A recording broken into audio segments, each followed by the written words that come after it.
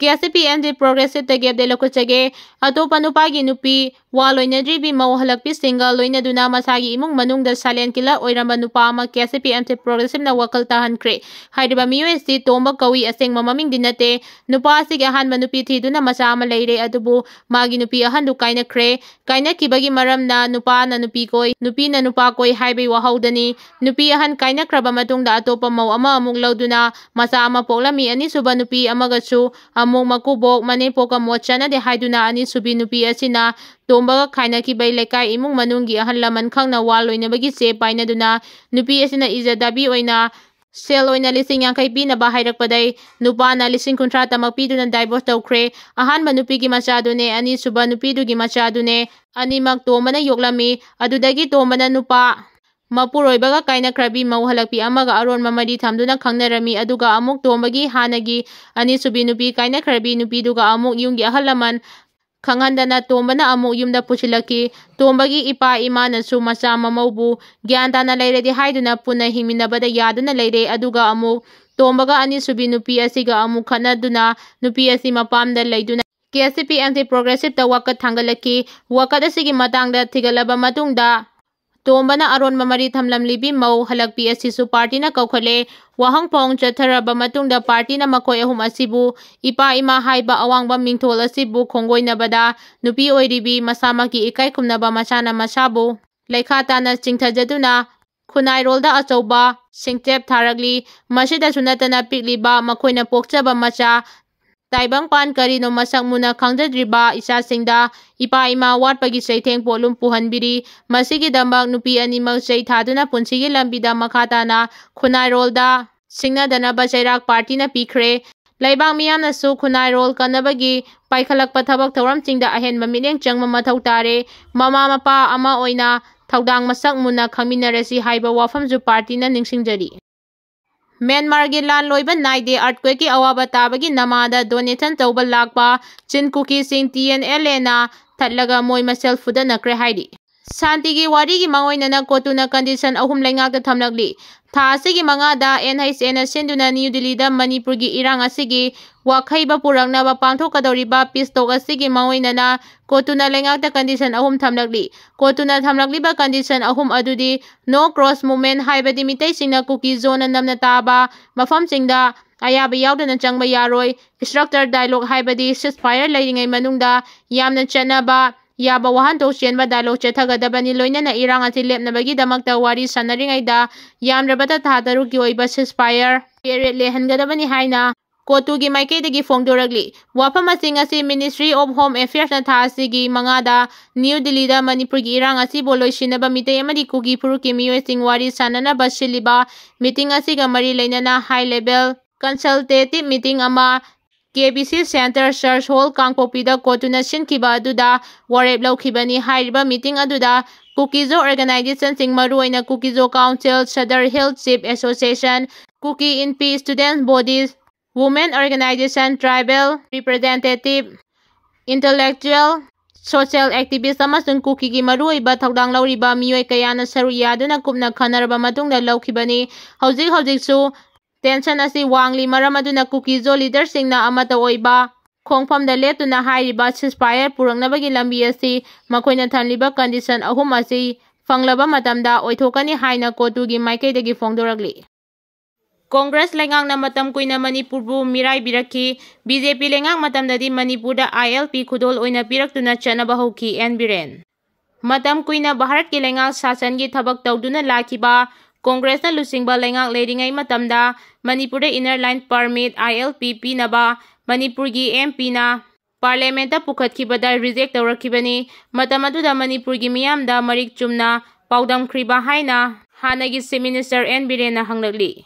ngasi social media gi Facebook account gi post amada haukiba 2012 gi September 3 da matamdugi Manipur gi MP Dr. TS Mainiana ILP gi matangda matamdugi UPA lengakta question thangatki UPA lengak aduna question adu delete tawbakhak natana makoina reject tawthokibani Home Affairs ki Ministry of State Mulapeli Ramachandra na sengna haikibada Bengal Eastern Frontier Regulation 1973 gi makhada Inner Line Permit System asi subnagi state ahum khakta haibadi Arunachal Pradesh, Mizoram amadi Nagaland state khaktada chanaba yai masigi leijariba regulation gi matung ina Manipur state ta sandokpa yade haina Manipur gi kari sukhandana tumina official oina loisinki.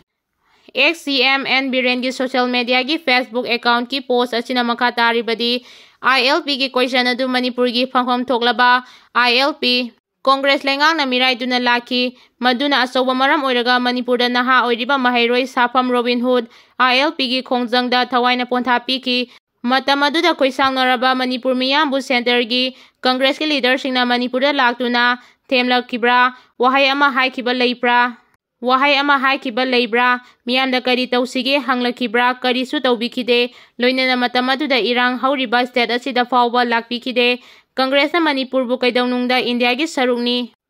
amatani haina khanba ngamkhide hairi aranba pau sandokluba amadi furumachal nungainaroidaba post thagatlubagi maralda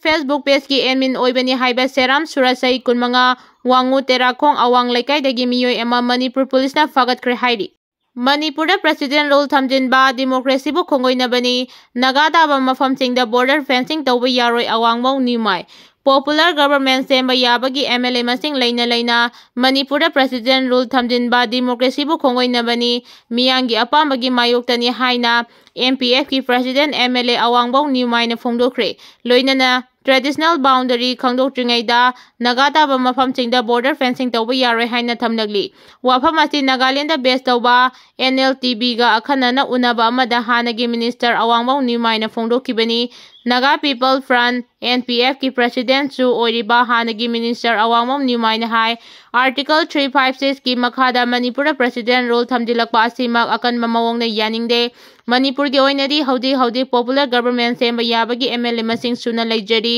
democracy chatpa leibak amada asiguma thawong chethaba asimak laibak thibani miyangi apamagi mayokda president role thamjilakpa asimak democracy gi mayoktani President rule thamjilakpa asina maram oiraga miyamna maningtamna elected members singda wakatchabagi hak adu matpire Manipur suspended animation thamjinba asima Manipur miyangi kholau suspended thamjinbaga pangkhakni haiki mahakna hai February 8 da N Biren chief minister from the resign tawkraba matung February 19 dagi official oina Manipur president role thamjilakhibani adubu NPF ki oina di president role gi mayokta lei loinana NPF central office na so president role thamjilakpagi mayok yaningdabagi warep lawba laikre Manipur president role kayam sangna thamkigadagi haina chapchana khangba ngamdri adum oinamak makhatana sangthana thamge hairabadi parliament ta puthokpa changi Amaromda awangmam nimaina makhatana hai haukiba sahi ani rom asida set asida oikiba phibamga hauji oiriba phibamga yengnabada Manipur yamna fagale normal sida lagle haibi yare Meitei amadi Kuki ani gi marakta thokba crisis asina maram oiraga set asida laiminari ba kanglu phuru khudingmakta indirect natraga directly saitheng phangli irang asi haurakpa matamda Chingi district maruina Churchanpur Chandel Tengnopal Kangpopi amadi Tampaki district singda chauna saitheng phangi hairaduna haujikti Manipur gi phibam ayamba control tawang ngamle hairaduna irang asi mapung fana